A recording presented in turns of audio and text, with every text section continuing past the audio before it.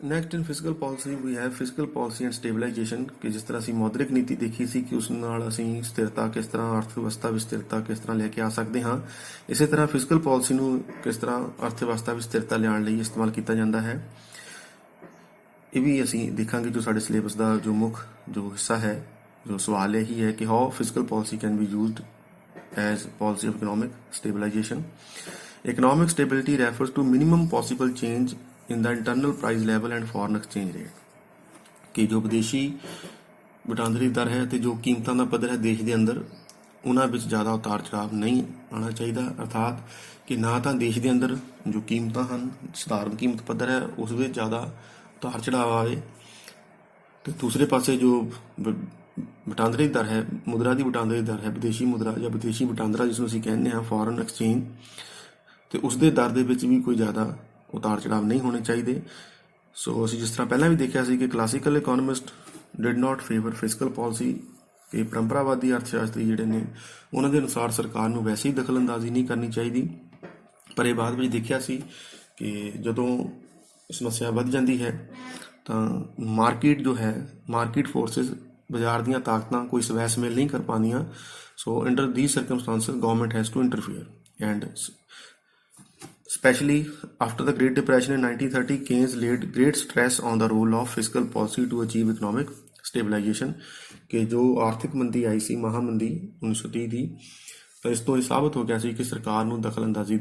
ਕਰਨੀ ਪਏਗੀ। ਸਰਕਾਰ ਨੂੰ ਇੱਕ ਮਹੱਤਵਪੂਰਨ ਜੋ ਹੈ ਯੋਗਦਾਨ ਦੇਣਾ ਪਏਗਾ। Government has to play an important role in stabilising economy. So ਸਰਕਾਰ ਕਿਸ ਤਰ੍ਹਾਂ ਇਹ ਕੀਮਤਾਂ ਜੋ ਹੈ ਉਹਨਾਂ ਨੂੰ ਸਟੇਬਲਾਈਜ਼ ਕਰ ਸਕਦੀ, ਅਰਥ ਵਿਵਸਥਾ ਨੂੰ ਕਿਸ ਤਰ੍ਹਾਂ ਉਹ ਜੋ ਹੈ ਉਹ ਸਥਿਰ ਕਰ ਸਕਦੀ ਹੈ, ਅਤੇ ਉਸ ਦੇ ਲਈ ਉਹ ਫਿਸਕਲ ਪਾਲਿਸੀ ਨੂੰ ਕਿਸ ਤਰ੍ਹਾਂ ਇਸਤੇਮਾਲ ਕਰੇ। ਸੋ ਸਭ ਤੋਂ ਪਹਿਲਾਂ ਆਪਾਂ ਦੇਖਾਂਗੇ ਜਦੋਂ ਇਨਫਲੇਸ਼ਨ ਹੈ, ਕਿ ਮੁਦਰਾ ਸਫੀਤੀ ਜਦੋਂ ਹੈ, ਕੀਮਤਾਂ ਬਹੁਤ ਜ਼ਿਆਦਾ ਵੱਧ ਰਹੀਆਂ ਹਨ, ਜੋ ਕਿ ਅਸੀਂ ਮੁਦਰਾ ਸਫੀਤੀ ਦੇ ਜੋ ਚੈਪਟਰ ਵਿੱਚ ਵੀ ਦੇਖਿਆ ਸੀ। ਫਿਸਕਲ ਪਾਲਿਸੀ ਐਂਡ ਇਨਫਲੇਸ਼ਨ, ਕਿ during inflation how we can use measures of fiscal policy, ਕਿ ਜਦੋਂ ਐਗਰੀਗੇਟ ਡਿਮਾਂਡ ਬਹੁਤ ਜ਼ਿਆਦਾ ਹੈ, ਅਸੀਂ ਜਾਣਦੇ ਹਾਂ ਕਿ ਕੀਮਤਾਂ ਵਧਣ ਦੇ ਦੋ ਕਾਰਨ ਹੀ ਹੋ ਸਕਦੇ ਹਨ, ਜਾਂ ਤਾਂ ਮੰਗ ਜ਼ਰੂਰਤ ਤੋਂ ਜ਼ਿਆਦਾ ਹੈ, ਜਾਂ ਕਿ ਜੋ ਹੈ ਕਾਸਟ ਆਫ ਪ੍ਰੋਡਕਸ਼ਨ, ਉਤਪਾਦਨ ਦੀ ਲਾਗਤ ਵੱਧ ਗਈ ਹੈ। ਸਪਲਾਈ ਸਾਈਡ ਅਤੇ ਡਿਮਾਂਡ ਸਾਈਡ ਦੇ ਉੱਤੇ ਜਿਹੜੇ ਤੱਤ ਕੰਮ ਕਰਦੇ ਹਨ। ਸੋ ਅਸੀਂ ਦੇਖਾਂਗੇ ਕਿ ਫਿਸਕਲ ਪਾਲਿਸੀ ਨੂੰ ਕਿਸ ਤਰ੍ਹਾਂ ਇਸਤੇਮਾਲ ਕੀਤਾ ਜਾਂਦਾ ਹੈ। ਸਭ ਤੋਂ ਪਹਿਲਾਂ ਡਿਕਰੀਜ਼ ਇਨ ਪਬਲਿਕ ਐਕਸਪੈਂਡੀਚਰ, ਕਿ ਜਦੋਂ ਕੀਮਤਾਂ ਬਹੁਤ ਵੱਧ ਰਹੀਆਂ ਨੇ, ਡਿਮਾਂਡ ਬਹੁਤ ਜ਼ਿਆਦਾ ਹੈ, ਤਾਂ ਸਰਕਾਰ ਨੂੰ ਜੋ ਹੈ ਸਾਰਵਜਨਿਕ ਖਰਚ ਘਟਾ ਦੇਣਾ ਚਾਹੀਦਾ ਹੈ, ਜਿਸ ਨਾਲ ਕਿ ਐਗਰੀਗੇਟ ਡਿਮਾਂਡ ਘਟੇਗੀ ਅਤੇ ਉਸ ਦੇ ਨਾਲ ਕੀਮਤਾਂ ਥੋੜ੍ਹੀਆਂ ਘੱਟ ਜਾਣਗੀਆਂ। ਇਨਕਰੀਜ਼ ਇਨ ਪਬਲਿਕ ਡੈਟ, ਕਿ ਲੋਕਾਂ ਦੇ ਹੱਥਾਂ ਵਿੱਚ ਜੋ ਹੈ ਪੈਸਾ ਜ਼ਿਆਦਾ ਹੈ, ਜ਼ਰੂਰਤ ਤੋਂ ਜ਼ਿਆਦਾ ਪੈਸਾ ਹੈ, ਅਤੇ ਜਿਸ ਕਰਕੇ ਉਹ ਜ਼ਿਆਦਾ ਡਿਮਾਂਡ ਹੋ ਰਹੀ ਹੈ, ਤਾਂ ਇਹਨਾਂ ਹਾਲਾਤਾਂ ਵਿੱਚ ਸਰਕਾਰ ਕੀ ਕਰ ਸਕਦੀ ਹੈ ਕਿ ਉਸ ਪੈਸੇ ਨੂੰ ਥੋੜ੍ਹੀ ਦੇਰ ਦੇ ਲਈ ਜੋ ਹੈ ਕਰਜ਼ ਦੇ ਰੂਪ ਵਿੱਚ ਹਾਸਲ ਕਰ ਲੇਗੀ, ਲੈ ਲੇਗੀ ਲੋਕਾਂ ਤੋਂ, ਅਤੇ ਲੋਕ ਸਰਕਾਰ ਨੂੰ ਕਰਜ਼ਾ ਵੀ ਦੇਣਗੇ, ਕਿਉਂਕਿ ਸਰਕਾਰ ਨੂੰ ਜਿਹੜਾ ਹੈ ਉਹਨਾਂ 'ਤੇ ਵਿਸ਼ਵਾਸ ਲੋਕਾਂ ਦਾ ਜ਼ਿਆਦਾ ਹੁੰਦਾ ਹੈ, ਕਿਉਂਕਿ ਸਰਕਾਰ ਜੋ ਹੈ ਉਹ ਪਰਮਾਨੈਂਟ ਹੈ, government is permanent. So people lend money happily to government. So ਸਰਕਾਰ ਜਦੋਂ ਇਸ ਤਰ੍ਹਾਂ ਲੋਕਾਂ ਤੋਂ, ਪ੍ਰਾਈਵੇਟ ਸੈਕਟਰ ਤੋਂ ਜੋ ਹੈ ਪਬਲਿਕ ਬੋਰੋਇੰਗ ਮੀਨਸ ਸਾਰਵਜਨਿਕ ਜੋ ਕਰਜ਼ੇ ਲੈਂਦੀ ਹੈ, ਤਾਂ ਉਹ ਪੈਸਾ ਜੋ ਲੋਕਾਂ ਦੇ ਹੱਥ ਵਿੱਚ ਸੀ ਉਹ ਸਰਕਾਰ ਕੋਲ ਚਲਾ ਜਾਏਗਾ, ਅਤੇ ਥੋੜ੍ਹੀ ਦੇਰ ਲਈ ਮੰਗ ਘਟ ਜਾਏਗੀ। ਸੋ ਸਰਕਾਰ ਜੋ ਆਪਣੇ ਬੌਂਡ ਡਿਬੈਂਚਰ, ਕਿ ਜੋ ਉਸਦੇ ਬੌਂਡ ਹਨ, ਜਾਂ ਰਿਣ ਪੱਤਰ ਆਦਿ, ਜਾਂ ਗਵਰਨਮੈਂਟ ਸਿਕਿਉਰਿਟੀ ਆਦਿ ਵੇਚ ਕੇ ਜਿਹੜਾ ਹੈ ਉਹ ਕਰਜ਼ ਲੈ ਸਕਦੀ ਹੈ, ਵਧਾ ਸਕਦੀ ਹੈ। Then delay in payment of old debts, ਕਿ ਜੇਕਰ ਕੀਮਤਾਂ ਆਲਰੇਡੀ ਜੋ ਬਹੁਤ ਜ਼ਿਆਦਾ ਵੱਧ ਰਹੀਆਂ ਹਨ, ਕਿ there is inflation, already inflation, prices are rising at a very high rate, it means demand is already very high, and in this situation government can delay in the payment of old debts, ਕਿ ਜੋ ਪੁਰਾਣੇ ਕਰਜ਼ੇ ਲਏ ਹਨ, ਜੇ ਇਹਨਾਂ ਨੂੰ ਵਾਪਸ ਕਰਨ ਦਾ ਸਮਾਂ ਆ ਗਿਆ ਹੈ ਅਤੇ ਕੀਮਤਾਂ ਬਹੁਤ ਜ਼ਿਆਦਾ ਵੱਧ ਰਹੀਆਂ ਹਨ, ਤਾਂ ਇਹਨਾਂ ਹਾਲਾਤਾਂ ਵਿੱਚ ਸਰਕਾਰ ਉਹ ਜੋ ਪੈਸਾ ਉਧਾਰ ਲਿਆ ਸੀ ਲੋਕਾਂ ਦੇ ਹੱਥ ਵਿੱਚ, ਉਹ ਵਾਪਸ ਦੇਣ ਤੋਂ ਉਸਨੂੰ ਥੋੜ੍ਹਾ ਜਿਹਾ ਉਸ ਵਿੱਚ ਡਿਲੇ ਕਰ ਸਕਦੀ, ਉਸ ਵਿੱਚ ਥੋੜ੍ਹੀ ਦੇਰੀ ਕਰ ਸਕਦੀ ਹੈ, ਤਾਂ ਕਿ ਉਹ ਪੈਸਾ ਜੋ ਲੋਕਾਂ ਦੇ ਹੱਥ ਵਿੱਚ ਇੱਕਦਮ ਨਾ ਜਾਏ। ਤਾਂ ਮੰਗ ਜੋ ਆਲਰੇਡੀ ਕਾਫੀ ਵਧੀ ਹੋਈ ਹੈ, ਮੰਗ ਜੋ ਕਾਫੀ ਜ਼ਿਆਦਾ ਹੈ, ਉਸ ਵਿੱਚ ਹੋਰ ਜ਼ਿਆਦਾ ਵਾਧਾ ਨਾ ਹੋਏ। ਦੈਨ ਇਨਕਰੀਜ਼ ਇਨ ਟੈਕਸਿਸ, ਜਿਸ ਤਰ੍ਹਾਂ ਅਸੀਂ ਦੇਖਿਆ ਸੀ ਕਿ ਟੈਕਸ ਵਧਣਗੇ ਤਾਂ ਲੋਕਾਂ ਦੀ ਜੋ ਖਰਚਯੋਗ ਆਮਦਨ ਘੱਟ ਜਾਏਗੀ। So during inflation government should increase taxes, specially the direct taxes, ਕਿਉਂਕਿ ਜੋ ਇਨਡਾਇਰੈਕਟ ਟੈਕਸ ਨੇ ਉਹਦੇ ਨਾਲ ਤਾਂ ਖੈਰ ਕੀਮਤਾਂ ਹੋਰ ਵੱਧ ਜਾਂਦੀਆਂ ਨੇ। ਸੋ ਜੋ ਡਾਇਰੈਕਟ ਟੈਕਸ ਨੇ ਜ਼ਿਆਦਾਤਰ ਉਹਨਾਂ ਨੂੰ ਵਧਾ ਦੇਣਾ ਚਾਹੀਦਾ ਹੈ, ਕਿਉਂਕਿ ਉਹਨਾਂ ਦਾ ਅਸਰ ਜੋ ਹੈ ਉਹ ਪਰਚੇਜ਼ਿੰਗ ਪਾਵਰ, ਡਿਮਾਂਡ 'ਤੇ ਨੈਗੇਟਿਵ ਹੁੰਦਾ ਹੈ, ਇਨਵਰਸ ਹੈ, ਕਿ ਇਨਫਲੇਸ਼ਨ ਜਾਂ ਕੀਮਤਾਂ ਜਦੋਂ ਵੱਧ ਰਹੀਆਂ ਹਨ, ਮੁਦਰਾ ਸਫੀਤੀ ਹੈ, ਤਾਂ ਉਦੋਂ ਸਰਕਾਰ ਨੂੰ ਟੈਕਸਿਸ ਵਧਾ ਦੇਣੇ ਚਾਹੀਦੇ ਹਨ, ਜਿਸ ਨਾਲ ਖਰਚਯੋਗ ਆਮਦਨ ਘਟੇਗੀ, ਐਗਰੀਗੇਟ ਡਿਮਾਂਡ ਘਟੇਗੀ ਤੇ ਕੀਮਤਾਂ ਥੋੜ੍ਹੀਆਂ ਘਟ ਜਾਣਗੀਆਂ। ਓਵਰ ਵੈਲਿਊਏਸ਼ਨ ਆਫ ਮਨੀ, ਕਿ ਮੁਦਰਾ ਦਾ ਅਤੀ ਮੁਲਨ। One of the cause of inflation is devaluation of the currency, hence to check inflation it is essential to overvalue it. As a result of it, import will increase and export decrease। ਕਿ ਜਦੋਂ ਸਰਕਾਰ ਆਪ ਤੈਅ ਕਰਦੀ ਸੀ ਆਪਣੀ currency ਦਾ, ਆਪਣੀ ਮੁਦਰਾ ਦਾ ਮੁੱਲ, ਤਾਂ ਉਦੋਂ ਇਹ ਦੇਖਿਆ ਜਾਂਦਾ ਸੀ ਕਿ ਸਰਕਾਰ ਜੇਕਰ ਕੀਮਤਾਂ ਵੱਧ ਰਹੀਆਂ ਹਨ, ਕਿ ਜਿਸ ਦੀ ਵਜ੍ਹਾ ਕਰਕੇ ਅਸੀਂ ਇਹ ਦੇਖਿਆ ਸੀ ਕਿ ਇਸ ਦੀ ਕਾਰਨ ਹੋ ਸਕਦਾ ਹੈ ਕਰੰਸੀ ਦੀ ਡੀਵੈਲਿਊਸ਼ਨ ਹੋਣਾ, ਮੁਦਰਾ ਦਾ ਜਿਹੜਾ ਹੈ ਅਵਮੂਲਨ ਹੋ ਜਾਣਾ, ਅਰਥਾਤ ਵਿਦੇਸ਼ੀ ਮੁਦਰਾ ਦਾ ਜੋ ਮੁੱਲ ਹੈ ਉਹ ਵੱਧ ਗਿਆ ਹੈ ਤੇ ਘਰੇਲੂ ਮੁਦਰਾ ਦਾ ਮੁੱਲ ਜਿਹੜਾ ਹੈ ਉਹ ਘਟ ਗਿਆ ਹੈ। ਸੋ ਇਹਨਾਂ ਹਾਲਾਤਾਂ ਵਿੱਚ ਕੀ ਹੁੰਦਾ ਹੈ, ਅਸੀਂ ਦੇਖਦੇ ਹਾਂ ਕਿ ਐਕਸਪੋਰਟ ਜੋ ਹਨ ਉਹ ਸਸਤੇ ਹੋ ਜਾਂਦੇ ਹਨ। ਕਿ ਜਦੋਂ ਵਿਦੇਸ਼ੀ ਮੁਦਰਾ ਦਾ ਮੁੱਲ ਵੱਧ ਜਾਂਦਾ ਹੈ, ਘਰੇਲੂ ਕਰੰਸੀ ਜੋ ਹੈ ਮੁਦਰਾ ਉਹ ਡੀਵੈਲਿਊਟ ਹੋ ਗਈ ਹੈ, ਉਸ ਦਾ ਮੁੱਲ ਘਟ ਗਿਆ ਹੈ, ਤਾਂ ਇਹਨਾਂ ਹਾਲਾਤਾਂ ਵਿੱਚ ਇਹ ਹੁੰਦਾ ਹੈ ਕਿ ਸਾਡੇ ਐਕਸਪੋਰਟ ਸਸਤੇ ਹੋ ਜਾਂਦੇ ਹਨ, ਕਿਉਂਕਿ ਡਾਲਰ ਮਹਿੰਗਾ ਹੋ ਗਿਆ ਤਾਂ ਐਕਸਪੋਰਟ ਸਸਤਾ ਹੋ ਜਾਏਗਾ ਤੇ ਇੰਪੋਰਟ ਜੋ ਹੈ ਉਹ ਮਹਿੰਗਾ ਹੋ ਜਾਏਗਾ। ਤਾਂ ਹੋ ਸਕਦਾ ਹੈ ਕਿ ਜੇ ਐਕਸਪੋਰਟ ਸਸਤੇ ਹੋਣ ਤਾਂ ਉਹਦੇ ਨਾਲ ਉਹਨਾਂ ਦੀ ਮੰਗ ਵਧ ਜਾਏ ਤੇ ਐਕਸਪੋਰਟਰ ਜ਼ਿਆਦਾ ਸਮਾਨ ਬਾਹਰ ਭੇਜਣਾ ਸ਼ੁਰੂ ਕਰ ਦੇਣ ਅਤੇ ਆਪਣੇ ਦੇਸ਼ ਵਿੱਚ ਉਹਨਾਂ ਵਸਤੂਆਂ ਦੀ ਕਮੀ ਆ ਜਾਏ ਤੇ ਉਹ ਐਕਸਪੋਰਟਰ ਦੀ ਆਮਦਨ ਵੱਧ ਰਹੀ ਹੈ, ਜਿਸ ਨਾਲ ਉਹ ਮੰਗ ਕਰਨਗੇ ਉਹਨਾਂ ਵਸਤੂਆਂ ਦੀਆਂ ਜੋ ਦੇਸ਼ ਵਿੱਚ ਉਤਪਾਦਿਤ ਹੋਈਆਂ ਹਨ। ਸੋ ਇਹਨਾਂ ਹਾਲਾਤਾਂ ਵਿੱਚ ਕੀ ਕੀਤਾ ਜਾਏਗਾ, ਐਕਸਪੋਰਟ ਨੂੰ ਥੋੜ੍ਹਾ ਡਿਸਕਰੇਜ ਕਰੀਏ ਤੇ ਇੰਪੋਰਟ ਨੂੰ ਵਧਾਉਣ ਦੇ ਲਈ ਇੱਕ ਤਰੀਕਾ ਹੋ ਸਕਦਾ ਹੈ ਓਵਰ ਵੈਲਿਊਏਸ਼ਨ ਆਫ ਮਨੀ, ਕਿ ਆਪਣੀ ਮੁਦਰਾ ਦਾ ਮੁੱਲ ਵਧਾ ਦੇਣਾ। ਉਸ ਨਾਲ ਕੀ ਹੋਏਗਾ ਕਿ ਰੁਪਇਆ ਡਾਲਰ ਦੇ ਮੁਕਾਬਲੇ ਮਹਿੰਗਾ ਹੋ ਜਾਏਗਾ ਜਾਂ ਉਸ ਦੀ ਕੀਮਤ ਵੱਧ ਜਾਏਗੀ। ਇਸ ਨਾਲ ਸਾਡੇ ਜੋ ਹੈ ਇੰਪੋਰਟ ਸਸਤਾ ਹੋ ਜਾਏਗਾ ਤੇ ਐਕਸਪੋਰਟ ਮਹਿੰਗਾ ਹੋ ਜਾਏਗਾ, ਜਿਸ ਨਾਲ ਇੱਕ ਤਾਂ ਬਾਹਰੋਂ ਸਮਾਨ ਲੋਕ ਸ਼ਾਇਦ ਮੰਗਾਉਣਾ ਸ਼ੁਰੂ ਕਰ ਦੇਣ ਇੰਪੋਰਟ ਸਸਤਾ ਹੋਣ ਕਰਕੇ, ਤੇ ਦੂਸਰੇ ਪਾਸੇ ਐਕਸਪੋਰਟ ਘਟੇਗਾ ਤਾਂ ਦੇਸ਼ ਦੇ ਵਿੱਚ ਵਸਤੂਆਂ ਦੀ ਜੋ ਹੈ ਉਹ ਸਪਲਾਈ ਜ਼ਿਆਦਾ ਹੋ ਜਾਏਗੀ। ਸੋ ਇੱਕ ਤਰੀਕਾ ਹੋ ਸਕਦਾ, ਪਰ ਇਹ ਜ਼ਿਆਦਾ ਇਫੈਕਟਿਵ ਨਹੀਂ ਹੈ, ਕਿਉਂਕਿ ਹੁਣ ਜਿਹੜਾ ਹੈ ਸਰਕਾਰਾਂ ਆਪਣੀ ਮਨਮਰਜ਼ੀ ਅਨੁਸਾਰ ਜੋ ਹੈ ਉਹ ਕਰੰਸੀ ਦਾ ਮੁੱਲ ਜਿਹੜਾ ਹੈ ਉਹ ਤੈਅ ਨਹੀਂ ਕਰ ਸਕਦੀਆਂ। ਸੋ ਫਲੈਕਸੀਬਲ ਐਕਸਚੇਂਜ ਰੇਟ ਹੈ ਉਹ ਬਾਜ਼ਾਰ ਦੀਆਂ ਤਾਕਤਾਂ ਦੁਆਰਾ ਹੀ ਨਿਰਧਾਰਿਤ ਕੀਤਾ ਜਾਂਦਾ ਹੈ। ਸੋ ਇਹ ਤਰੀਕਾ ਕੁਝ ਜ਼ਿਆਦਾ ਕਾਰਗਰ ਇਫੈਕਟਿਵ ਨਹੀਂ ਹੈ, ਪ੍ਰੈਕਟੀਕਲ ਨਹੀਂ ਹੈ। ਦੈਨ ਸਰਪਲਸ ਬਜਟ ਪਾਲਿਸੀ, ਕਿ ਜਿਸ ਤਰ੍ਹਾਂ ਅਸੀਂ ਦੇਖਿਆ ਸੀ ਕਿ ਘਾਟੇ ਦਾ ਜੋ ਬਜਟ ਹੈ ਉਸ ਵਿੱਚ ਸਰਕਾਰ ਖਰਚਾ ਜ਼ਿਆਦਾ ਕਰਦੀ ਹੈ ਤੇ ਆਮਦਨ ਘੱਟ ਹੈ, ਕਿ ਸਰਕਾਰ ਖਰਚਾ ਜ਼ਿਆਦਾ ਕਰੇਗੀ ਅਤੇ ਟੈਕਸਿਸ ਦੇ ਥਰੂ ਜੋ ਪੈਸਾ ਇਕੱਠਾ ਕੀਤਾ ਜਾਏਗਾ ਉਹ ਘੱਟ ਹੈ। ਪਰ ਜੇਕਰ ਇਨਫਲੇਸ਼ਨ ਹੈ, ਕੀਮਤਾਂ ਬਹੁਤ ਜ਼ਿਆਦਾ ਵੱਧ ਰਹੀਆਂ ਹਨ, so during inflation instead of pursuing the policy of deficit financing, government should present a surplus budget। ਕਿ ਵਾਧੇ ਦਾ ਬਜਟ, ਇਹਦਾ ਅਰਥ ਇਹ ਹੈ ਕਿ ਸਰਕਾਰ ਜੋ ਹੈ ਟੈਕਸਿਸ ਦੁਆਰਾ ਜੋ ਹੈ ਜੋ ਉਸਦਾ ਰਾਜਸਵ ਹੈ, ਉਸਦੀ ਜੋ ਆਮਦਨ ਹੈ ਉਹ ਜ਼ਿਆਦਾ ਹੈ ਤੇ ਸਰਕਾਰ ਖਰਚਾ ਘੱਟ ਕਰ ਰਹੀ ਹੈ। ਤਾਂ ਇਸ ਦੇ ਨਾਲ ਵੀ ਲੋਕਾਂ ਦੀ ਪਰਚੇਜ਼ਿੰਗ ਪਾਵਰ ਜੋ ਘਟੇਗੀ ਥੋੜੀ, ਤਾਂ ਸਰਕਾਰ ਜੋ ਆਪਣਾ ਖਰਚਾ ਘੱਟ ਕਰ ਰਹੀ ਹੈ ਤੇ ਜੋ ਹੈ ਰੈਵਨਿਊ ਜ਼ਿਆਦਾ ਇਕੱਠਾ ਕਰ ਰਹੀ ਹੈ, ਸਰਪਲਸ ਬਜਟ ਹੈ, ਤਾਂ ਇਸ ਦੇ ਨਾਲ ਵੀ ਮੰਗ ਵਿੱਚ ਕਮੀ ਆਏਗੀ ਤੇ ਕੀਮਤਾਂ ਵਿੱਚ ਥੋੜੀ ਕਮੀ ਆ ਸਕਦੀ ਹੈ। ਸੋ ਨੈਕਸਟ ਵੀ ਹੈ ਫਿਸਕਲ ਪਾਲਿਸੀ ਐਂਡ ਡੀਫਲੇਸ਼ਨ। ਸੋ ਜੇ ਕੀਮਤਾਂ ਗਿਰ ਰਹੀਆਂ ਹਨ, ਮੰਦੀ ਹੈ, ਬਹੁਤ ਜ਼ਿਆਦਾ ਜੋ ਹੈ ਹਾਲਾਤ ਇਸ ਤਰ੍ਹਾਂ ਦੇ ਹਨ ਕਿ ਡੀਫਲੇਸ਼ਨਰੀ ਜੋ ਫੇਜ਼ ਚੱਲ ਰਿਹਾ ਹੈ, ਡਿਪਰੈਸ਼ਨ ਜਾਂ ਰਿਸੈਸ਼ਨ ਦਾ ਫੇਜ਼ ਚੱਲ ਰਿਹਾ ਹੈ, ਮੰਗ ਬਹੁਤ ਘੱਟ ਚੁੱਕੀ ਹੈ, ਗਿਰ ਚੁੱਕੀ ਹੈ। ਤਾਂ ਇਹਨਾਂ ਹਾਲਾਤਾਂ ਵਿੱਚ ਜੋ ਅਸੀਂ ਇਨਫਲੇਸ਼ਨ ਦੇ ਵਿੱਚ ਦੇਖਦੇ ਹਾਂ ਉਸਦਾ ਜੋ ਰਿਵਰਸ ਕਰਤਾ ਜਾਏਗਾ। ਸੋ now let us see how we can use the fiscal policy during deflation to stabilize prices। ਕਿ ਕੀਮਤਾਂ ਥੋੜ੍ਹੀਆਂ ਵਧਣ, ਮੰਗ ਥੋੜ੍ਹੀ ਵਧੇ ਤਾਂ ਕੀ ਕੀਤਾ ਜਾਏਗਾ। ਸਭ ਤੋਂ ਪਹਿਲਾਂ ਇਨਕਰੀਜ਼ ਇਨ ਗਵਰਨਮੈਂਟ ਐਕਸਪੈਂਡੀਚਰ, ਕਿ ਜੇ ਇਨਫਲੇਸ਼ਨ ਦੇ ਟਾਈਮ ਸਰਕਾਰੀ ਖਰਚ ਘਟਾਇਆ ਸੀ, ਡੀਫਲੇਸ਼ਨ ਦੇ ਟਾਈਮ ਜਾਂ ਰਿਸੈਸ਼ਨ ਦੇ ਟਾਈਮ ਇਸ ਨੂੰ ਵਧਾ ਦੇਣਾ ਚਾਹੀਦਾ ਹੈ। ਸਰਕਾਰੀ ਖਰਚ ਵਧੇਗਾ, ਗਵਰਨਮੈਂਟ ਜਾਂ ਪਬਲਿਕ ਐਕਸਪੈਂਡੀਚਰ ਵਧੇਗਾ, ਜਿਸ ਦੇ ਨਾਲ ਮੰਗ ਵਧੇਗੀ, ਇਨਕਮ ਵਧੇਗੀ, ਡਿਮਾਂਡ ਵਧੇਗੀ ਤੇ ਕੀਮਤਾਂ ਵਧਣੀਆਂ ਸ਼ੁਰੂ ਹੋ ਜਾਣਗੀਆਂ। ਦੈਨ ਟੈਕਸਿਸ, ਇਨਫਲੇਸ਼ਨ ਜਾਂ ਮਹਿੰਗਾਈ ਦੇ ਸਮੇਂ ਟੈਕਸਿਸ ਨੂੰ ਵਧਾਇਆ ਗਿਆ ਤੇ ਡੀਫਲੇਸ਼ਨ ਦੇ ਸਮੇਂ ਟੈਕਸ ਘਟਾਤੇ ਜਾਣੇ ਚਾਹੀਦੇ ਹਨ। So during depression, taxes should be decreased. As a result of decrease in taxes, direct taxes like income tax, corporation tax, etc., investors and rich section of society will be prompted to invest more and spend more on consumption। ਕਿ ਜਦੋਂ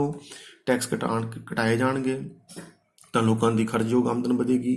ਉਹ ਜ਼ਿਆਦਾ ਉਤਸ਼ਾਹਿਤ ਹੋਣਗੇ ਨਿਵੇਸ਼ ਕਰਨ ਦੇ ਲਈ ਵੀ ਅਤੇ ਉਪਭੋਗ ਕਰਨ ਦੇ ਲਈ ਵੀ, ਜਿਸ ਨਾਲ ਕੁੱਲ ਮੰਗ ਵਿੱਚ ਵਾਧਾ ਹੋਏਗਾ ਅਤੇ ਕੀਮਤਾਂ ਜੋ ਗਿਰ ਰਹੀਆਂ ਸਾਨੂੰ ਵਧਣੀਆਂ ਸ਼ੁਰੂ ਹੋ ਜਾਣਗੀਆਂ। ਦੈਨ ਇਨਕਰੀਜ਼ ਇਨ ਸੋਸ਼ਲ ਵੈਲਫੇਅਰ ਐਕਸਪੈਂਡੀਚਰ, ਕਿ ਸਰਕਾਰ ਕਈ ਤਰ੍ਹਾਂ ਦੇ ਖਰਚੇ ਜੋ ਹੈ ਸਮਾਜਿਕ ਭਲਾਈ ਦੇ ਉਹਨਾਂ 'ਚ ਵਾਧਾ ਕਰੇ। Government should spend more on such social welfare activities as education, public health, medical services, social security, grant, roads etcetera. So कई तरह के खर्च जो सरकार लोगों की भलाई वास्ते करती है उन्होंने ਵਧਾ ਦੇਣਾ ਚਾਹੀਦਾ ਹੈ, ਜਿਸ ਦੇ ਨਾਲ ਇਹ ਖਰਚਾ ਵਧੇਗਾ, ਲੋਕਾਂ ਦੇ ਹੱਥਾਂ ਵਿੱਚ ਪਰਚੇਜ਼ਿੰਗ ਪਾਵਰ ਜਾਏਗੀ, ਇੱਦਾਂ ਦੀਆਂ ਪੇਮੈਂਟ ਕੀਤੀਆਂ ਜਾਣਗੀਆਂ। ਸੋ ਜਿਸ ਦੇ ਨਾਲ ਐਗਰੀਗੇਟ ਡਿਮਾਂਡ ਵਧੇਗੀ ਅਤੇ ਜਿਸ ਦੇ ਨਾਲ ਕੀਮਤਾਂ ਜੋ ਘਟ ਰਹੀਆਂ ਸਨ ਉਹ ਥੋੜ੍ਹੀਆਂ ਵਧਣੀਆਂ ਸ਼ੁਰੂ ਹੋ ਜਾਣਗੀਆਂ। ਦੈਨ ਪੰਪ ਪ੍ਰਾਈਮਿੰਗ, ਸਮੂਥ ਵੀਪਨ ਜਾਂ ਉਤਸ਼ਾਹ ਦੇਣਾ। During depression private investment is at it's lowest app, ਕਿਉਂਕਿ ਅਸੀਂ ਜਾਣਦੇ ਹਾਂ ਕਿ ਜਦੋਂ ਰਿਸੈਸ਼ਨ ਤੋਂ ਜਾਂ ਡਿਪਰੈਸ਼ਨ ਦੀ ਸਿਚੁਏਸ਼ਨ ਆ ਜਾਂਦੀ ਹੈ, ਜੋ ਮੰਦੀ ਹੈ, ਤਾਂ ਉਦੋਂ ਹਾਲਾਤ ਇਸ ਤਰ੍ਹਾਂ ਦੇ ਹਨ ਕਿ ਲਾਭ ਦੀ ਉਮੀਦ ਬਿਲਕੁਲ ਸਿਫਰ ਹੈ, ਰਾਦਰ ਇਹ ऋणात्मक है। So during depression there is hardly any possibility of profit, rather there is fear of loss. और डेफिनेटली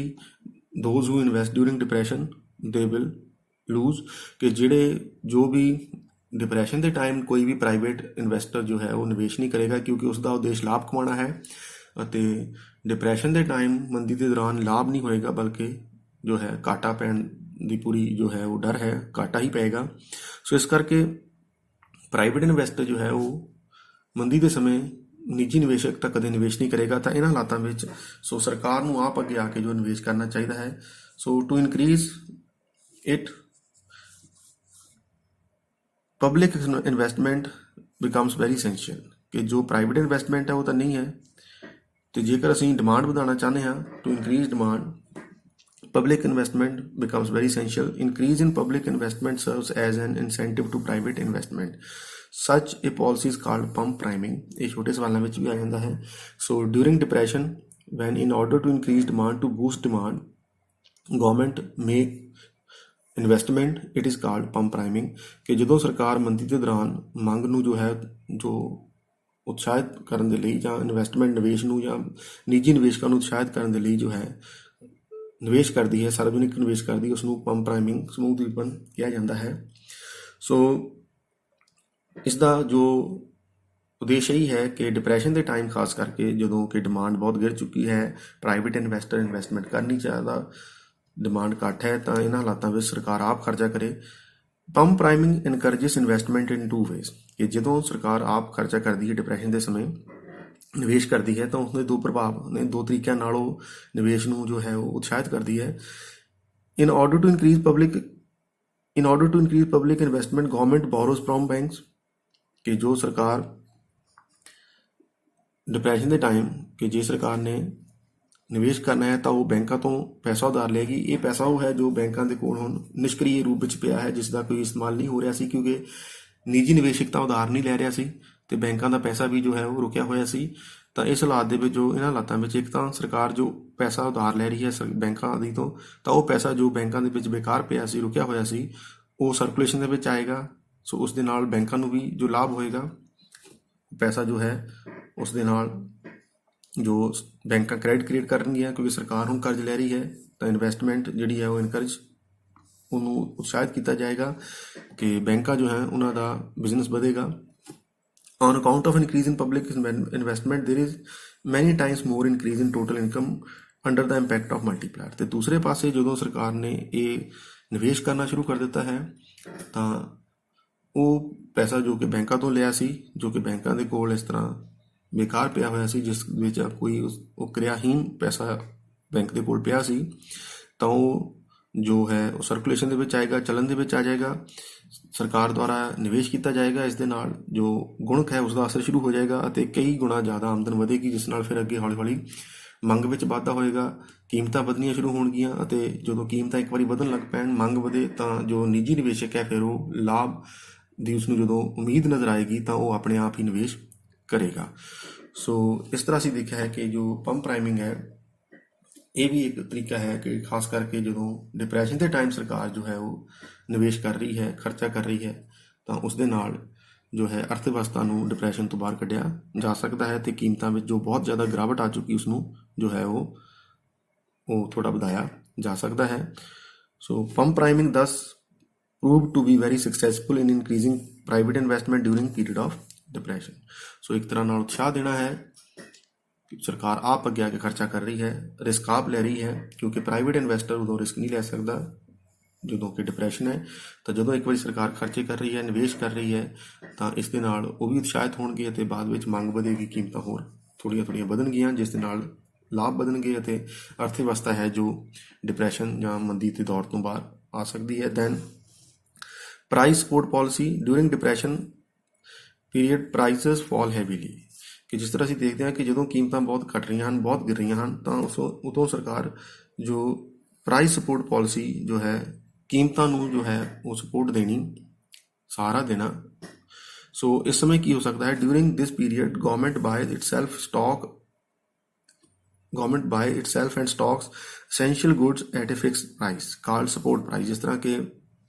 ਐਗਰੀਕਲਚਰ ਵਿੱਚ ਅਸੀਂ ਦੇਖਦੇ ਹਾਂ ਮਿਨੀਮਮ ਸਪੋਰਟ ਪ੍ਰਾਈਸ, ਘੱਟੋ ਘੱਟ ਨਿਊਨਤਮ ਮੁੱਲ, ਕਿ ਉਸ ਦੇ ਵਿੱਚ ਕੀ ਹੈ ਕਿ ਕਿਸਾਨਾਂ ਨੂੰ ਨੁਕਸਾਨ ਤੋਂ ਬਚਾਉਣ ਦੇ ਲਈ ਜਦੋਂ ਪ੍ਰੋਡਕਸ਼ਨ ਜ਼ਿਆਦਾ ਹੋ ਜਾਏ ਤਾਂ ਸਰਕਾਰ ਇੱਕ ਖਾਸ ਕੀਮਤ ਤੋਂ ਥੱਲੇ ਕੀਮਤਾਂ ਨਹੀਂ ਜਾਣ ਦਿੰਦੀ, ਅਤੇ ਉਸ ਕੀਮਤ 'ਤੇ ਆਪ ਜੋ ਹੈ ਇਹ ਸਮਾਨ ਹੈ ਜੋ ਐਗਰੀਕਲਚਰ ਆਊਟਪੁੱਟ ਜੋ ਹੈ ਉਹ ਖਰੀਦ ਕੇ ਉਸਨੂੰ ਗੋਡਾਊਨ ਵਿੱਚ ਰੱਖ ਲੈਂਦੀ ਹੈ, FCI ਦੇ ਗੋਡਾਊਨ ਜੋ ਹਨ। ਸੋ ਇੱਥੇ ਵੀ ਇੱਦਾਂ ਦੀ ਗੱਲ ਹੀ ਹੈ ਕਿ ਜੇਕਰ ਕੀਮਤਾਂ ਬਹੁਤ ਗਿਰ ਰਹੀਆਂ ਹੋਣ ਤਾਂ ਉਸ ਸਮੇਂ ਸਰਕਾਰ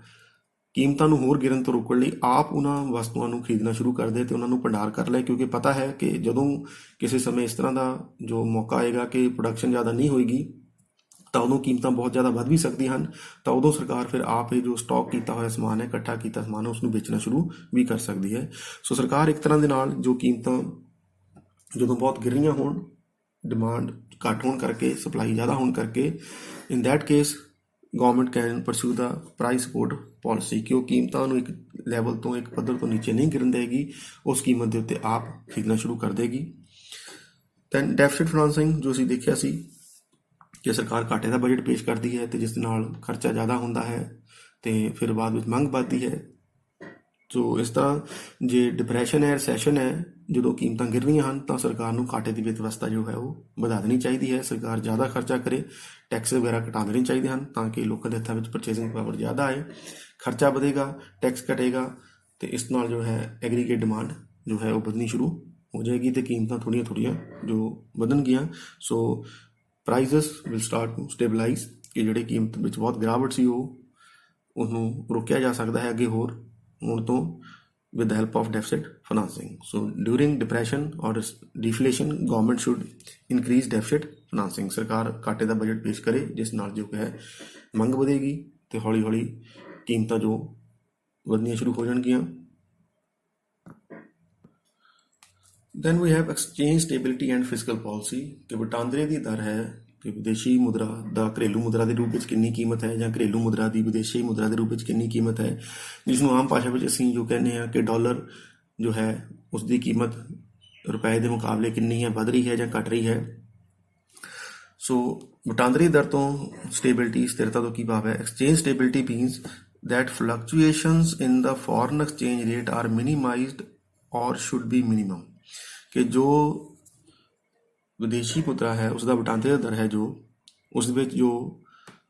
ਫਲਕਚੁਏਸ਼ਨ ਹੈ, ਉਤਾਰ ਚੜਾਵ ਹੈ, ਉਸ ਨੂੰ ਨਿਊਨਤਮ ਕੀਤਾ ਜਾਣਾ ਚਾਹੀਦਾ ਜਾਂ ਉਹ ਨਿਊਨਤਮ ਹੋਣੇ ਚਾਹੀਦੇ ਹਨ। ਅਰਥਾਤ ਕਿ ਜੋ ਘਰੇਲੂ ਮੁਦਰਾ ਹੈ ਉਸ ਦਾ ਵਿਦੇਸ਼ੀ ਮੁਦਰਾ ਦੇ ਰੂਪ ਵਿੱਚ ਜੋ ਕੀਮਤ ਹੈ ਉਸ ਵਿੱਚ ਜ਼ਿਆਦਾ ਗਿਰਾਵਟ ਜਾਂ ਜ਼ਿਆਦਾ ਵਾਧਾ ਘਾਟਾ ਨਹੀਂ ਹੋਣਾ ਚਾਹੀਦਾ, ਉਸ ਵਿੱਚ ਜੋ ਹੈ ਸੰਤੁਲਨ ਰਹਿਣਾ ਚਾਹੀਦਾ ਹੈ। ਹੁਣ ਇੱਥੇ ਸਵਾਲ ਇਹ ਹੈ ਕਿ ਇਸ ਤਰ੍ਹਾਂ ਕਿਉਂ ਹੁੰਦਾ ਹੈ? ਕਿ ਪਹਿਲਾਂ ਕਿਉਂਕਿ ਜੋ ਸਿਸਟਮ, ਜੋ ਪ੍ਰਣਾਲੀ ਇਹ ਸੀ ਕਿ ਸਰਕਾਰ ਆਪ ਤੈਅ ਕਰਦੀ ਸੀ ਕਿ ਆਪਣੀ ਘਰੇਲੂ ਮੁਦਰਾ ਦਾ ਜੋ ਵਿਦੇਸ਼ੀ ਮੁਦਰਾ ਵਿੱਚ ਕਿੰਨਾ ਮੁੱਲ ਹੋਏਗਾ, ਪਰੰਤੂ ਜਦੋਂ ਫਲੈਕਸੀਬਲ ਰੇਟ ਆਫ ਐਕਸਚੇਂਜ ਆ ਗਿਆ ਹੈ, ਹੁਣ ਜ਼ਿਆਦਾਤਰ ਦੁਨੀਆ ਦੇ ਉੱਤੇ ਜੋ ਫਲੈਕਸੀਬਲ ਰੇਟ ਆਫ ਐਕਸਚੇਂਜ ਹੀ ਹੈ, ਵਟਾਂਦਰੀ ਦਰ ਜੋ ਲੋਚਸ਼ੀਲ ਹੈ। So the exchange rate of currencies is not decided by the government, it is nowadays decided by the market with the help of demand for and supply of foreign exchange, ਕਿ ਵਿਦੇਸ਼ੀ ਵਟਾਂਦਰਾ ਹੈ ਜਾਂ ਵਿਦੇਸ਼ੀ ਮੁਦਰਾ ਹੈ, ਉਸ ਦੀ ਮੰਗ ਕਿੰਨੀ ਹੈ ਤੇ ਉਸ ਦੀ ਪੂਰਤੀ ਕਿੰਨੀ ਹੈ। ਸੋ ਜਦੋਂ ਵੀ ਕਿਸੇ ਮੁਦਰਾ ਦੀ ਮੰਗ ਜ਼ਿਆਦਾ ਹੋ ਜਾਂਦੀ ਹੈ, ਅਰਥਾਤ ਜੇਕਰ ਡਾਲਰ ਦੀ ਡਿਮਾਂਡ ਜ਼ਿਆਦਾ ਹੋ ਰਹੀ ਹੈ ਤਾਂ ਉਸ ਦੀ ਕੀਮਤ ਵੱਧ ਜਾਏਗੀ ਅਤੇ ਰੁਪਏ ਦੀ ਕੀਮਤ ਘਟ ਜਾਏਗੀ। ਤਾਂ ਹੁਣ ਸਵਾਲ ਇਹ ਹੈ ਕਿ ਡਾਲਰ ਦੀ ਡਿਮਾਂਡ ਜ਼ਿਆਦਾ ਕਿਉਂ ਹੈ ਜਾਂ ਇਹ ਕਿਸੇ ਵਿਦੇਸ਼ੀ ਮੁਦਰਾ ਦੀ ਮੰਗ ਜ਼ਿਆਦਾ ਕਿਉਂ ਹੁੰਦੀ ਹੈ? ਸੋ ਇਹਦੀ ਵਜ੍ਹਾ ਕੀ ਹੈ? ਸੋ ਜਦੋਂ ਵੀ ਇਸ ਤਰ੍ਹਾਂ ਹੁੰਦਾ ਹੈ ਤਾਂ ਇਸ ਦਾ ਸਿੱਧਾ ਸੰਬੰਧ ਦੇਸ਼ ਦੇ ਐਕਸਪੋਰਟ ਇੰਪੋਰਟ ਨਾਲ ਹੋਏਗਾ ਕਿ ਅਸੀਂ ਕਿੰਨਾ ਕੁ ਬਾਹਰ ਐਕਸਪੋਰਟ ਕਰ ਰਹੇ ਹਾਂ ਅਤੇ ਕਿੰਨਾ ਕੁ ਬਾਹਰੋਂ ਇੰਪੋਰਟ ਕਰ ਰਹੇ ਹਾਂ, ਕਿਉਂਕਿ ਦੋਨਾਂ ਦੇ ਹਾਲਾਤਾਂ ਦੇ ਵਿੱਚ ਅਸੀਂ ਜੇ ਇੰਪੋਰਟ ਕਰਾਂਗੇ ਤਾਂ ਸਾਨੂੰ ਜੋ ਪੇਮੈਂਟ ਕਰਨੀ ਪੈਗੀ ਉਹ ਵਿਦੇਸ਼ੀ ਮੁਦਰਾ ਦੇ ਰੂਪ ਵਿੱਚ ਹੋਏਗੀ, ਅਤੇ ਜੇ ਐਕਸਪੋਰਟ ਕਰਾਂਗੇ ਤਾਂ ਜੋ ਆਮਦਨ ਹੋਏਗੀ ਉਹ ਵੀ ਵਿਦੇਸ਼ੀ ਮੁਦਰਾ ਦੇ ਰੂਪ ਵਿੱਚ ਹੋਏਗੀ। ਅਰਥਾਤ ਐਕਸਪੋਰਟ ਵਧਣ ਨਾਲ ਵਿਦੇਸ਼ੀ ਮੁਦਰਾ ਦੀ ਪੂਰਤੀ ਵਧੇਗੀ ਤੇ ਇੰਪੋਰਟ ਵਧਣ ਨਾਲ ਵਿਦੇਸ਼ੀ ਮੁਦਰਾ ਦੀ ਮੰਗ ਵਧੇਗੀ, ਕਿਉਂਕਿ ਸਾਡਾ ਖਰਚਾ ਵਧ ਰਿਹਾ ਹੈ। ਸੋ ਜਿਸ ਦੇ ਨਾਲ ਜੇਕਰ ਵਟਾਂਦਰੇ ਦੀ ਦਰ ਜੋ ਹੈ ਉਹ ਅਨਫੇਵਰੇਬਲ ਹੈ, ਅਰਥਾਤ ਜੇਕਰ ਡਾਲਰ ਰੁਪਏ ਦੇ ਮੁਕਾਬਲੇ ਮਹਿੰਗਾ ਹੁੰਦਾ ਜਾ ਰਿਹਾ ਹੈ, ਤਾਂ ਸਾਡਾ ਜੋ ਬੈਲੈਂਸ ਆਫ ਪੇਮੈਂਟ ਹੈ ਕਿ ਵਿਦੇਸ਼ੀ ਵਪਾਰ ਤੋਂ ਸਾਡੀਆਂ ਜੋ ਭੁਗਤਾਨ ਹਨ ਉਹਨਾਂ ਦਾ ਬੈਲੈਂਸ ਕੀ ਹੈ, ਅਰਥਾਤ ਕਿ ਸਾਡਾ ਖਰਚਾ ਜ਼ਿਆਦਾ ਹੈ ਤੇ ਆਮਦਨ ਜੇ ਘੱਟ ਹੈ। If imports of the country exceed export, the balance of payment will be unfavourable and exchange rate will be subject to fluctuation. ਕਿ ਜੇਕਰ ਸਾਡਾ ਇੰਪੋਰਟ ਘੱਟ ਹੈ, ਐਕਸਪੋਰਟ ਘੱਟ ਹੈ, ਇੰਪੋਰਟ ਜ਼ਿਆਦਾ ਹੈ, ਤਾਂ ਇਹਨਾਂ ਹਾਲਾਤਾਂ ਵਿੱਚ ਵਿਦੇਸ਼ੀ ਮੁਦਰਾ ਦੀ ਮੰਗ ਜ਼ਿਆਦਾ ਹੈ, ਉਸ ਦੀ ਸਪਲਾਈ ਜਾਂ ਉਸ ਦੀ ਆਮਦਨ ਘੱਟ ਹੈ, ਤਾਂ ਜੋ ਹੈ ਵਟਾਂਦਰੇ ਦੀ ਦਰ ਜੋ ਹੈ ਉਹ ਉਸ ਦੇ ਵਿੱਚ ਪਰਿਵਰਤਨ ਹੋਏਗਾ। ਰੁਪਇਆ ਜੋ ਹੈ ਉਹ ਡਾਲਰ ਦੇ ਮੁਕਾਬਲੇ ਸਸਤਾ ਹੁੰਦਾ ਜਾਏਗਾ, ਡਾਲਰ ਮਹਿੰਗਾ ਹੁੰਦਾ ਜਾਏਗਾ, ਤਾਂ ਜਿਸ ਦੇ ਨਾਲ ਸਾਡੇ ਇੰਪੋਰਟ ਤੇ ਖਰਚਾ ਹੋਰ ਵਧੇਗਾ। ਤਾਂ ਇਹਨਾਂ ਹਾਲਾਤਾਂ ਵਿੱਚ ਇਹ ਹੋਣਾ ਚਾਹੀਦਾ ਹੈ ਕਿ ਫਿਜ਼ੀਕਲ ਪਾਲਿਸੀ ਇਸ ਤਰ੍ਹਾਂ ਇਸਤੇਮਾਲ ਕੀਤੀ ਜਾਏ ਤਾਂ ਕਿ ਅਸੀਂ ਐਕਸਪੋਰਟ ਵਧਾ ਸਕੀਏ ਤੇ ਇੰਪੋਰਟ ਨੂੰ ਘਟਾ ਸਕੀਏ। So in order to do so, it is imperative that adverse balance of payment be corrected by promoting export and restricting import। ਕਿ ਬੈਲੈਂਸ ਆਫ ਪੇਮੈਂਟ ਜੋ ਹੈ ਉਹਨਾਂ ਨੂੰ ਠੀਕ ਕਰਨ ਦੇ ਲਈ ਜਾਂ ਐਕਸਚੇਂਜ ਰੇਟ ਨੂੰ ਸਟੇਬਲਾਈਜ਼ ਕਰਨ ਦੇ ਲਈ ਸਾਨੂੰ ਚਾਹੀਦਾ ਹੈ ਕਿ ਐਕਸਪੋਰਟ ਵਧਣ ਅਤੇ ਐਕਸਪੋਰਟਸ ਜਿਹੜੇ ਨੇ ਨਿਰਯਾਤ ਨੂੰ ਜੋ ਹੈ ਉਤਸ਼ਾਹਿਤ ਕੀਤਾ ਜਾਏ ਅਤੇ ਜੋ ਆਯਾਤ ਹੈ ਉਸ 'ਤੇ ਰੋਕਾਂ ਲਗਾਈਆਂ ਜਾਣ। ਸੋ ਇਹ ਕਿਸ ਤਰ੍ਹਾਂ ਹੋ ਸਕਦਾ ਹੈ ਕਿ ਜੋ ਐਕਸਪੋਰਟਰ ਹਨ, ਜੋ ਨਿਰਯਾਤ ਕਰਤਾ ਹਨ, exporter should be given subsidies. ਕਿ ਜਿਹੜੇ ਐਕਸਪੋਰਟਰਸ ਨੇ ਉਹਨਾਂ ਨੂੰ ਜੋ ਹੈ ਸਬਸਿਡੀ ਦਿੱਤੀ ਜਾਣੀ ਚਾਹੀਦੀ ਹੈ, ਵਿੱਤੀ ਸਹਾਇਤਾ ਦਿੱਤੀ ਜਾਣੀ ਚਾਹੀਦੀ ਹੈ, ਅਤੇ ਇੰਪੋਰਟਸ ਦੇ ਉੱਤੇ ਜਿਹੜਾ ਹੈ ਉਹ ਹੈਵੀ ਇੰਪੋਰਟ ਡਿਊਟੀ ਜਾਂ ਜੋ ਆਯਾਤ ਕਰ ਹੈ ਉਸ ਨੂੰ ਵਧਾ ਦੇਣਾ ਚਾਹੀਦਾ ਹੈ। ਅਤੇ ਗੈਰ ਜ਼ਰੂਰੀ ਚੀਜ਼ਾਂ, ਇੱਦਾਂ ਦੀਆਂ ਵਸਤੂਆਂ ਜਿਨ੍ਹਾਂ ਦੀ ਸਾਨੂੰ ਜ਼ਰੂਰਤ ਨਹੀਂ ਹੈ, ਉਹਨਾਂ ਦਾ ਆਯਾਤ ਉਸ ਨੂੰ ਰੋਕ ਦੇਣਾ ਚਾਹੀਦਾ ਹੈ। ਸੋ ਇਸ ਤਰ੍ਹਾਂ ਨਾਲ ਇਹ ਹੋਏਗਾ ਕਿ ਇੱਕ ਪਾਸੇ ਅਸੀਂ ਐਕਸਪੋਰਟ ਨੂੰ ਪ੍ਰਮੋਟ ਕਰ ਰਹੇ ਹਾਂ, ਨਿਰਯਾਤ ਨੂੰ ਜੋ ਹੈ ਉਹ ਪ੍ਰਮੋਟ ਕਰ ਰਹੇ ਹਾਂ, ਉਤਸ਼ਾਹਿਤ ਕਰ ਰਹੇ ਹਾਂ, ਨਿਰਯਾਤ ਕਰਤਾਵਾਂ ਨੂੰ ਸਹੂਲਤਾਂ ਦਿੱਤੀਆਂ ਜਾ ਰਹੀਆਂ ਹਨ, ਵਿੱਤੀ ਸਹਾਇਤਾ ਦਿੱਤੀ ਜਾ ਰਹੀ ਹੈ, ਅਤੇ ਦੂਸਰੇ ਪਾਸੇ ਇੰਪੋਰਟਰਸ ਨੇ ਉਹਨਾਂ ਦੇ ਉੱਤੇ ਜਿਹੜਾ ਹੈ ਕਰ ਵਧਾਤਾ ਜਾਏ, ਡਿਊਟੀਜ਼ ਵਧਾਤੀਆਂ ਜਾਣ ਅਤੇ ਗੈਰ ਜ਼ਰੂਰੀ ਸਮਾਨ ਦਾ ਇੰਪੋਰਟ ਬਿਲਕੁਲ ਰੋਕਤਾ ਜਾਏ, ਤਾਂ ਕਿ ਜਿਸ ਨਾਲ ਵਿਦੇਸ਼ੀ ਮੁਦਰਾ ਹੈ ਜੋ ਕਿ ਬੜੀ ਮੁਸ਼ਕਿਲ ਨਾਲ ਕਮਾਈ ਜਾਏਗੀ ਬਾਈ ਇਨਕਰੀਜ਼ਿੰਗ ਐਕਸਪੋਰਟ, ਉਸ ਦਾ ਜੋ ਹੈ ਇਸਤੇਮਾਲ ਸਹੀ ਹੋ ਸਕੇ। So to stabilize exchange rate, government should encourage export and discourage import. ਕਿ ਜੋ ਨਿਰਯਾਤ ਹੈ ਉਸ ਨੂੰ ਉਤਸ਼ਾਹਿਤ ਕੀਤਾ ਜਾਏ, ਵਿੱਤੀ ਸਹਾਇਤਾ ਦੇ ਕੇ ਟੈਕਸ ਵਗੈਰਾ ਘਟਾਤੇ ਜਾਣ ਐਕਸਪੋਰਟਰ ਦੇ ਉੱਤੇ, ਉਹਨਾਂ ਨੂੰ ਟੈਕਸ ਹੌਲੀਡੇ ਦਿੱਤਾ ਜਾਏ, ਮੀਨਜ਼ ਕਿ ਕੋਈ ਟੈਕਸ ਜੋ ਬਹੁਤ ਘੱਟ ਲਗਾਇਆ ਜਾਏ ਜਾਂ ਟੈਕਸ ਤੋਂ ਛੋਟ ਦੇ ਦਿੱਤੀ ਜਾਏ, ਵਿੱਤੀ ਸਹਾਇਤਾ ਦਿੱਤੀ ਜਾਏ ਤਾਂ ਕਿ ਉਹ ਵੱਧ ਤੋਂ ਵੱਧ ਐਕਸਪੋਰਟ ਕਰ ਸਕਣ, ਨਿਰਯਾਤ ਕਰ ਸਕਣ ਅਤੇ ਵਿਦੇਸ਼ੀ ਮੁਦਰਾ ਕਮਾ ਸਕਣ, ਜਿਸ ਨਾਲ ਵਿਦੇਸ਼ੀ ਮੁਦਰਾ ਦੀ ਪੂਰਤੀ ਵਧੇਗੀ ਅਤੇ ਉਸ ਦੀ ਕੀਮਤ ਥੋੜ੍ਹੀ ਘਟੇਗੀ। ਅਤੇ ਇੰਪੋਰਟ ਜੋ ਹੈ ਆਯਾਤ ਹੈ ਉਸ ਨੂੰ ਰੋਕ ਦੇਣਾ ਚਾਹੀਦਾ ਹੈ, ਗੈਰ ਜ਼ਰੂਰੀ ਆਯਾਤ ਨੂੰ ਰੋਕ ਦੇਣਾ ਚਾਹੀਦਾ ਹੈ, ਅਤੇ ਇਸ ਤਰ੍ਹਾਂ ਦੇ ਜੇ ਪੋਸੀਬਲ ਹੋਵੇ ਤਾਂ ਉਸ ਦੇ ਉੱਤੇ ਡਿਊਟੀਜ਼ ਵਗੈਰਾ ਲਗਾ ਕੇ ਇੰਪੋਰਟ ਮਹਿੰਗਾ ਕਰਨਾ ਚਾਹੀਦਾ ਹੈ। ਪਰ ਇੱਥੇ ਧਿਆਨ ਦੇਣ ਯੋਗ ਇਹ ਹੈ ਕਿ WTO ਦੇ ਮੈਂਬਰ ਹੋਣ ਕਰਕੇ, ਫ੍ਰੀ ਟ੍ਰੇਡ ਹੋਣ ਕਰਕੇ ਇੰਪੋਰਟ ਦੇ ਉੱਤੇ ਗੈਰ ਜ਼ਰੂਰੀ ਜੋ ਡਿਊਟੀ ਵੀ ਨਹੀਂ ਲਗਾਈ ਜਾ ਸਕਦੀ,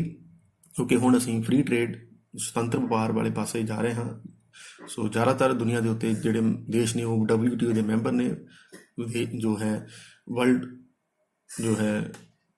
ਟ੍ਰੇਡ ਆਰਗੇਨਾਈਜੇਸ਼ਨ WTO, ਤੋਂ ਉਸ ਦੇ ਅਨੁਸਾਰ ਜ਼ਿਆਦਾ ਇਸ ਤਰ੍ਹਾਂ ਇੰਪੋਰਟ ਨੂੰ ਰੋਕਿਆ ਨਹੀਂ ਜਾ ਸਕਦਾ। ਤਾਂ ਇੱਥੇ ਜੋ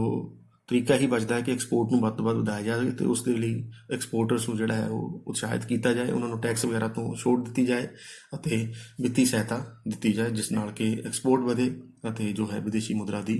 ਪੂਰਤੀ ਵਧੇਗੀ, ਉਸ ਨਾਲ ਵਿਦੇਸ਼ੀ ਵਟਾਂਦਰੇ ਦੀ ਦਰ ਜੋ ਹੈ ਉਸ ਵਿੱਚ ਸਥਿਰਤਾ ਆ ਸਕਦੀ ਹੈ। So this is how we can use the instruments of physical policy